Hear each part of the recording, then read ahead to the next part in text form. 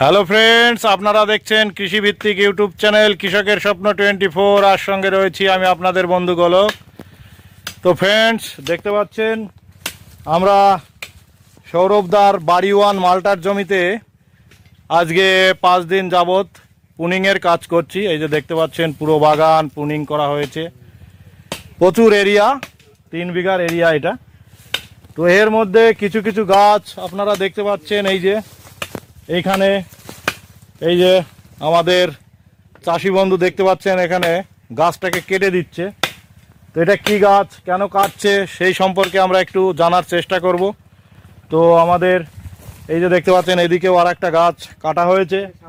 এই এরিয়াটা পুরো মোটামুটি বাগানের মধ্যে দেখুন প্রায় ফাঁকা করে দিয়েছি আমরা। তো আমরা কেন এই গাছগুলো কাটছি, তো বাগানের আমাদের মালিক রয়েছে সৌরভদার সঙ্গে এখন বলুন। এই যে যে দুটো গাছ আমরা হ্যাঁ কাটলাম, এই গাছ দুটো কি ভ্যারাইটি ছিল এবং কেন আমরা কেটে দিচ্ছি? দার্জিলিং এ সেই নোড়া কমলা, যেটা বলে কি ভেতরে ঢকঢক করে নড়ে।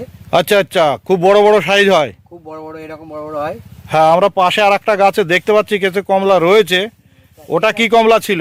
এটা ছিল হচ্ছে ওটা কি বলছে, সাতকি কমলা। আচ্ছা, প্রচুর। তো এই যে গাছ, এই যে আমরা দেখতে পাচ্ছি এখন এই যে গাছগুলো কেটে দিচ্ছেন, এই গাছটার মোটামুটি বয়স কত বছর? 3 বছর 4 বছর চলছে রানিং। 4 বছর চলছে রানিং। 4 বছরে 4-5, হ্যাঁ একটা দুটো, তাহলে 4 ধরুন, ওই আড়াই হচ্ছে 4 দুগুণে 8, 16,000 টাকা খরচের পেছনে।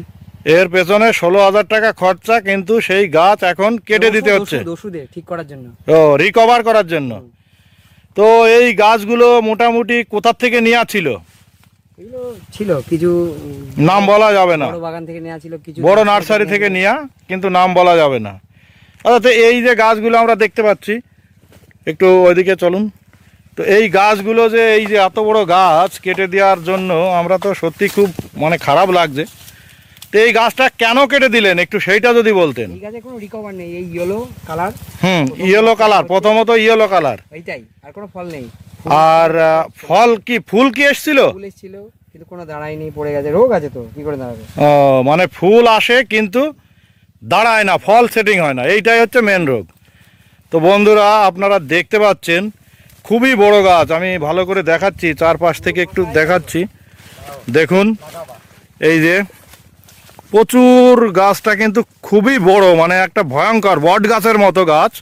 এই যে দেখুন, কিন্তু তারপরেও এই গাছটা কিন্তু কেটে দিতে হচ্ছে, শুধুমাত্র ফল হয় না, ফুল হয় কিন্তু ফল হয় না। হ্যাঁ, এই যে এদিকে আর একটা, এই যে দেখতে পাচ্ছেন পড়ে রয়েছে, কত বড় গাছ দেখুন বন্ধুরা, কিন্তু তারপরেও কেটে দিতে হচ্ছে। আচ্ছা, এই যে এইখানে দেখছি আর একটা গাছ, এটাও কি কাটা পড়বে? এটাও কাটা হবে? আচ্ছা আচ্ছা, তো বন্ধুরা দেখতে পাচ্ছেন এই যে এদিকে আর একটা গাছ আমি দেখাচ্ছি। এই যে দেখুন, বাঁশ দিয়ে সব সাপোর্ট করা ছিল, কিন্তু তারপরেও কেটে দিতে হচ্ছে। তো এই একই রোগ আপনারা দেখতে পাচ্ছেন, এটাও আমি দূর থেকে দেখাই, একই রোগ। হ্যাঁ, এর গাছটা পুরো হলুদ, পাতাগুলো হলুদ। এই যে আমি পাতার কালার একটু কাছ থেকে দেখাই। অনেকে ইউটিউবে বলে যে এই রোগটা, এই যে এরকম কালার থাকলে, এরকম কালারের জন্য অনেকে বলে জিঙ্কের অভাব, অনেকে বলে আয়রনের অভাব, কিন্তু সমস্ত ধরনের ট্রিটমেন্ট করার পরেও এই গাছগুলো কিন্তু কিছুতেই রিকভার হয় না। তো যার ফলে এই গাছগুলোকে কিন্তু কেটে দিতে আমরা বাধ্য হচ্ছি। তো ফ্রেন্ডস, আপনারা দেখতে পারলেন যে কি সমস্যা থাকে মেনলি। এই যে গাছগুলো হলুদ হয়ে যাওয়ার পরে এগুলো কিন্তু কিছুতেই ঠিক হয় না। অনেকে অনেকভাবে বলে, হয়তো ছাদ বাগানে অনেকেই বলবে যে এগুলো ঠিক হয়ে গেছে, কিন্তু কমার্শিয়ালভাবে এরকম বড় বাগান যারা কমার্শিয়ালভাবে করবেন তাদের কিন্তু এই গাছগুলো কোনোভাবেই কিন্তু জমিতে রাখলে চলবে না। হ্যাঁ, এইগুলো কিন্তু কেটে পরিষ্কার করে দিতে হবে। তো এই হচ্ছে এই চাষের সমস্যা। আর আপনারা যখনই কমার্শিয়ালভাবে কোনো বাগান করবেন, অবশ্যই বাগানগুলো ভিজিট করবেন। আমাদের মতো চাষি ভাই যারা রয়েছে, যাদের 4 বছর 5 বছরের বাগান রয়েছে, তাদের সঙ্গে একটু যোগাযোগ করবেন, তারপরে কিন্তু এই ধরনের ডিসিশন নেবেন। তো বন্ধুরা, আজকের মতো ভিডিওটি এখানেই শেষ করছি। সবাই ভালো থাকবেন, সুস্থ থাকবেন, দেখা হবে পরবর্তী ভিডিও। টাটা।